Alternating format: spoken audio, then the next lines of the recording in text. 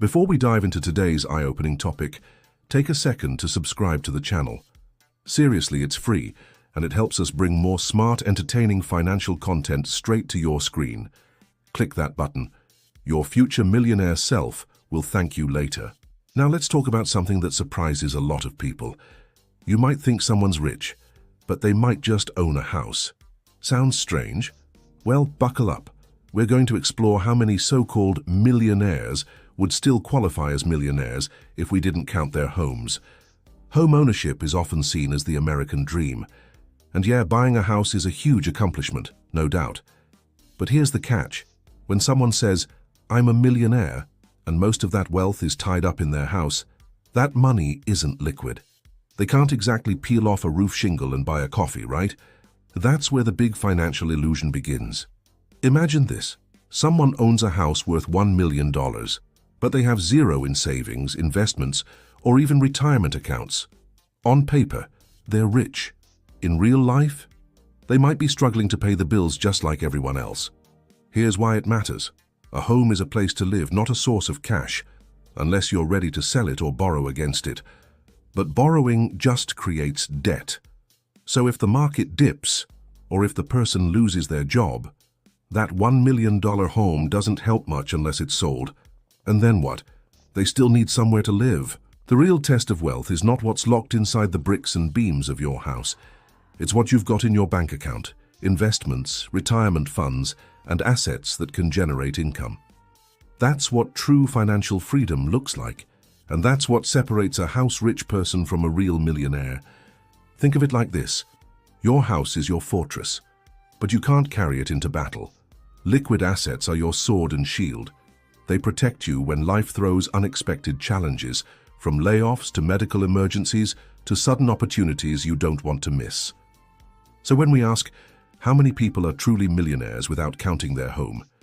We're really asking, how many people have built actual, functional wealth, not just brick-and-mortar net worth? And spoiler alert, the numbers are a lot smaller than you think. But why is this such a big deal in the US? What does it say about our wealth-building habits and our obsession with real estate? Let's dig even deeper in the next chapter. Things are about to get a little uncomfortable, but in the best way. When we hear the word millionaire, most of us imagine someone sipping cocktails on a yacht, maybe logging into a brokerage account with 6 zeros. But in reality, many so-called millionaires are just regular folks with one big asset. Their house, that's it. No yachts, no Ferraris, just a driveway and a mortgage. The Federal Reserve estimates that around 15 million households in the US have a net worth of $1 million or more. Sounds impressive, right? But here's the kicker. Once you subtract the value of their home, that number drops drastically. Some reports suggest it may fall by half or more. That's millions of millionaires gone. Poof, just like that. So why does this happen? Well, when calculating net worth, we include everything. Homes, cars, furniture, savings, investments, retirement accounts, even that fancy espresso machine you never use. But not all assets are equal. Your house might be worth a lot, but it's not a flexible financial tool unless you're ready to sell, rent it, or take on more debt. And that's the heart of this illusion. People assume they're financially secure because they've got equity in a property. But equity doesn't pay for groceries.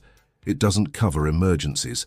And it definitely doesn't fund early retirement unless you have other liquid assets working for you. Now let's talk about liquidity for a second. Liquid assets are things you can access quickly and easily, like cash, stocks, bonds, or even a good old emergency fund. If most of your wealth is tied up in a house, you can't just crack open a window and pull out 20 grand. That's not how it works. What's even more worrying is that many Americans have less than $10,000 saved for retirement.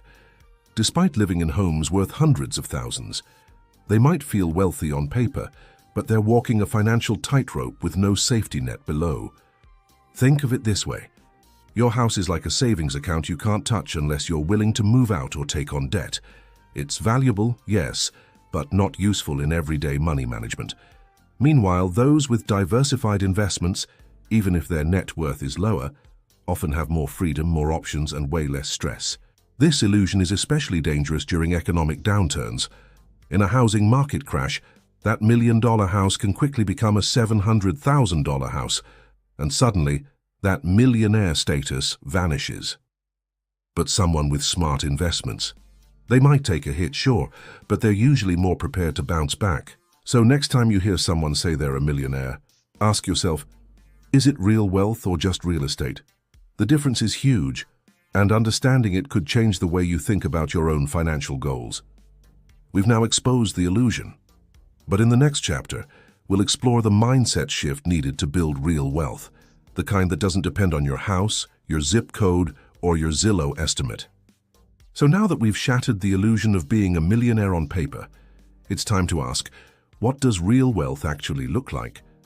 If it's not just owning an expensive home, then what is it? Well, let's break it down into something that's actually useful and something you can start building today. True wealth isn't just about having stuff. It's about freedom of choice. It's about waking up in the morning and deciding what you want to do, not what you have to do. And that kind of wealth doesn't come from a roof over your head. It comes from assets that grow, cash that flows, and a plan that works whether you're 35 or 70. So how do you build that kind of wealth? Start with liquidity. A good rule of thumb is to have at least 3 to 6 months of living expenses saved up, just in case life throws a curveball. That gives you breathing room and power. Emergencies stop being disasters and opportunities stop slipping through your fingers. Next comes investing. If you're not investing, your money is losing value every year thanks to inflation. It's like letting your dollars slowly melt in the sun. A diversified portfolio, think index funds, ETFs, maybe a few individual stocks, can build wealth steadily over time. And no, you don't need to be Warren Buffett. You just need to start. Also, don't sleep on retirement accounts. A Roth IRA, a 401k, or even an HSA, health savings account, can become your future best friends. These accounts grow with time, often tax-advantaged, and they don't require a 6-figure income to get started. Small, consistent contributions can lead to big-time results later. And don't forget income-generating assets, like dividend-paying stocks or even small side hustles that bring in steady cash. Unlike your house, these can produce money without you needing to sell anything or move out of your bedroom. That's real power. The goal here isn't just to look rich, it's to be financially independent. That means your money works harder than you do. It means you can take a vacation without worrying about the bills. It means you can help a loved one without jeopardizing your rent. It means sleep at night peace. Sure, a home can be a part of your wealth-building strategy. It's not evil, but it shouldn't be the only thing. If your entire financial plan revolves around your house appreciating in value, then you're not building wealth. You're just gambling on the real estate market. So let's shift the mindset. From house rich to asset rich, from tied down to financially flexible, from I have a house to I have options. The good news? Anyone can start today and with whatever they have. The key is knowing where to begin. And in the final chapter, we'll answer the burning question, exactly how many people are actually millionaires once we subtract their home? Get ready, because the numbers might just shock you. All right, we've talked about illusions, liquidity, and what real wealth looks like. Now it's time to answer the question that started this whole journey. How many people are actually millionaires if we don't count their home? Grab your calculators, or just sit back, I'll do the math for you. As we mentioned earlier, there are about 15 million millionaire households in the United States. That's roughly 12% of all households. Not bad, right? But here's where things get interesting. According to financial surveys, when you remove the value of primary residences, that number drops dramatically. In fact, only about 6 to 8 million households still qualify as millionaires without counting their home. That's closer to 5 or 6% of all US households. That means over half of American millionaires only qualify because of the house they live in, not because of liquid assets or investments. And remember, this doesn't mean these people are financially irresponsible.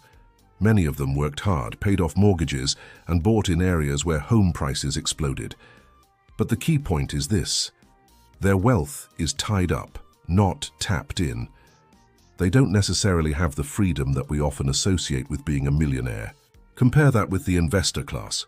The folks with stocks, mutual funds, business equity, and rental income.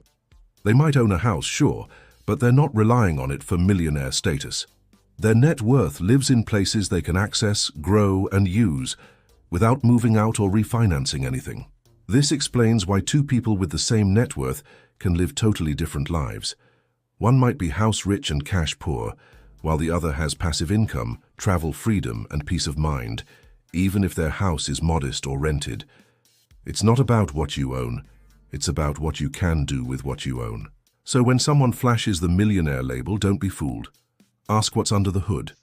Is it all house, or is there a well-oiled financial engine behind it, with investments, income streams, and a plan that isn't glued to one piece of property? Here's the takeaway.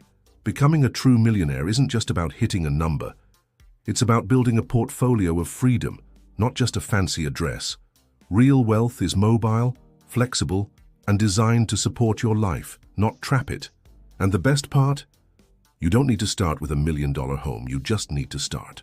With consistency, good habits, and the right mindset, you can grow real wealth that works. No illusions required. If you learned something new today, don't forget to like this video and subscribe to the channel. We've got more money myths to bust, more wealth wisdom to share, and more financial freedom to help you chase. What topic should we break down next? Drop it in the comments.